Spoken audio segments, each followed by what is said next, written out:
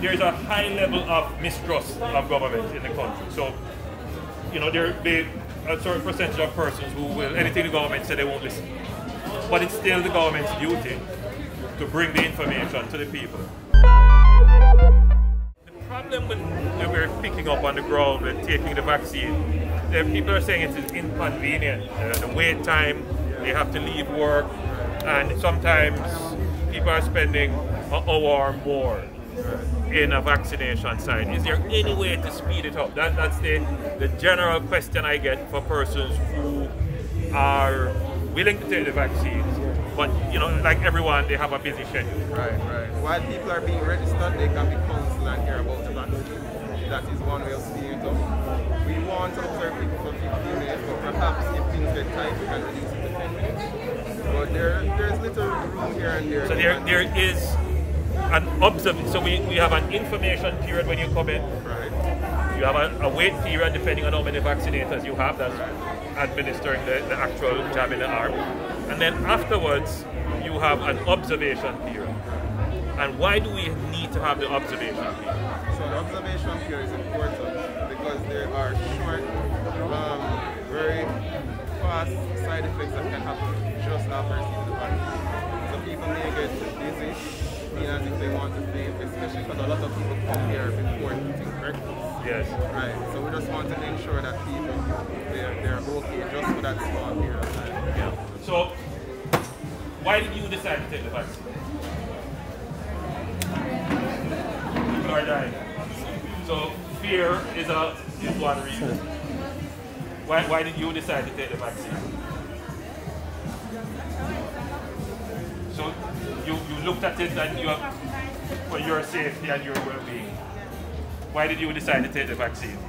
Well, I realized that all my friends took it and them not die or nothing happened to them. So I decided to take it as well. Right. It is a smart decision. Everybody's supposed to take it. There is no mark of the beast, there's no trick, there's no other thing. It's just reality. You have to take the vaccine to survive. Yes, you can still catch the COVID, but if you're not, I have a strong immune system. If I even catch the COVID vaccine, I probably wouldn't know. But I still need to protect myself and others. I have a baby sister, I have a mother, I have a sister that both of them have asthma. I have a grandmother that has hypertension, diabetes, and all those things. I have to do my part. And my grandmother's downstairs right now waiting to take her vaccine. She just cannot come up here. You have said it better than I could. You have said it better than I could. There's so many false information about vaccination. And people hold some strong views about vaccination. It will take time to convince them. Because I was once one of those who said I wasn't going to take it. But after a few months, I realized that nothing is wrong. I have a lot of friends who took the vaccine overseas and over here, and they're fine. There's a high level of mistrust of government in the country. So, there'll be a certain percentage of persons who will, anything the government say, they won't listen. But it's still the government's duty to bring the information to the people. But you are a very powerful influencer in your sphere. So if you go back to your community, all of you here who have taken the vaccine, you are the heroes for making that decision. You can go back into your community and encourage others to take the vaccine.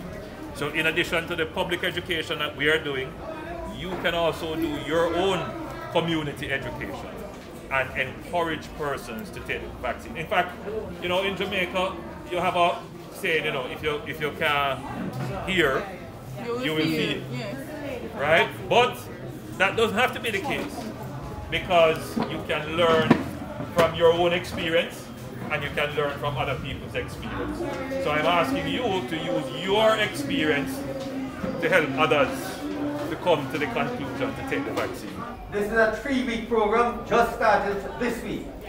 Already, people in Cherry Garden have been calling me and I've been sending out WhatsApp to expect you, because you have been up there. Yes. And they have been asking Ministry of Health. Ministry of Health doesn't know Prime Minister. They call Ministry of Health.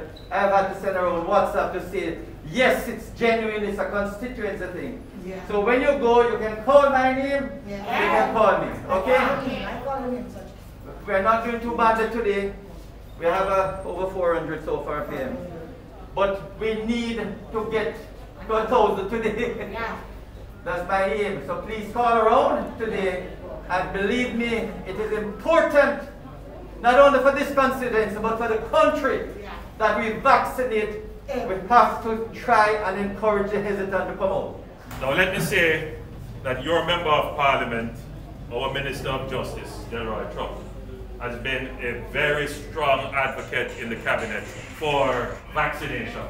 The challenge that we have is that aside from the high level of hesitancy that exists, and we use the term hesitancy to describe persons who are anti-vax, meaning that they are opposed to vaccination for scientific or religious reasons, or moral reasons. They just are opposed. And then there are persons who are uncertain about vaccination. The government recognizes this. And what we have done and currently doing is we've put together a national vaccination plan.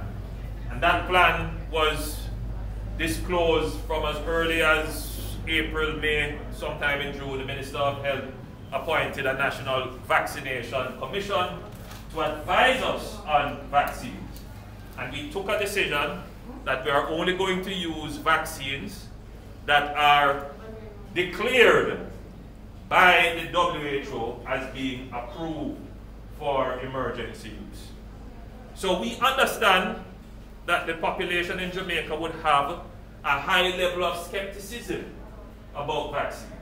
And so we would not have wanted to bring in vaccines that were not WHO approved.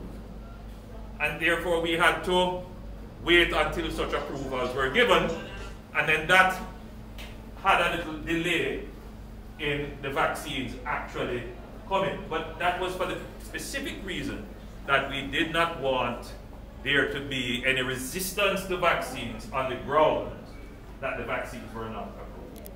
So for me, the advice I give to people is that the first vaccine you get is the best vaccine. So we know that in order for us to get people to go to the sites and get vaccinated, we will have to literally, for some, go to their homes, knock on their gate, say, hold dog, hold the bad dog, come and give me 2 minutes, let me talk to you about vaccine. Some people go and run you and tell you, look here, we don't take none. Fine. You all are seasoned workers, so you know how to treat with such persons. You will be given the pamphlets and brochures from the Ministry of Health. You might want to leave.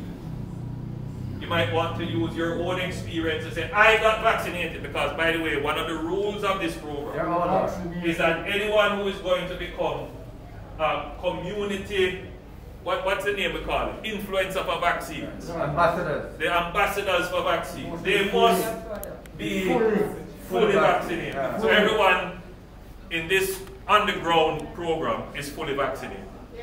So you can use your own experience to explain to those persons who might be skeptical.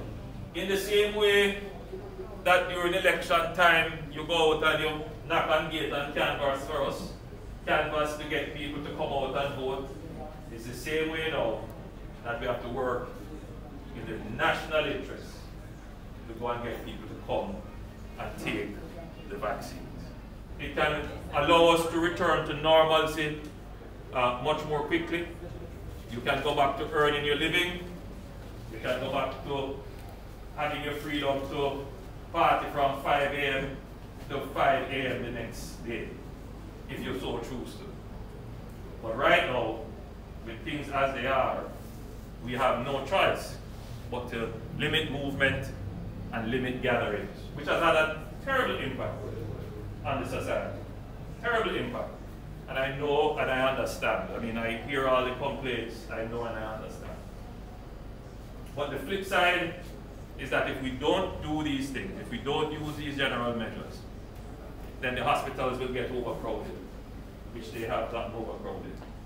We could run out of oxygen, which, you know, we have had challenges. Our nurses and doctors could become overwhelmed, which they have complained of being overwhelmed. So it is a difficult situation that the nation is facing right now. So I'm appealing to all of you. I know that you understand, you are our foot soldiers, you are on the ground, you are going to go out there and be the ambassadors.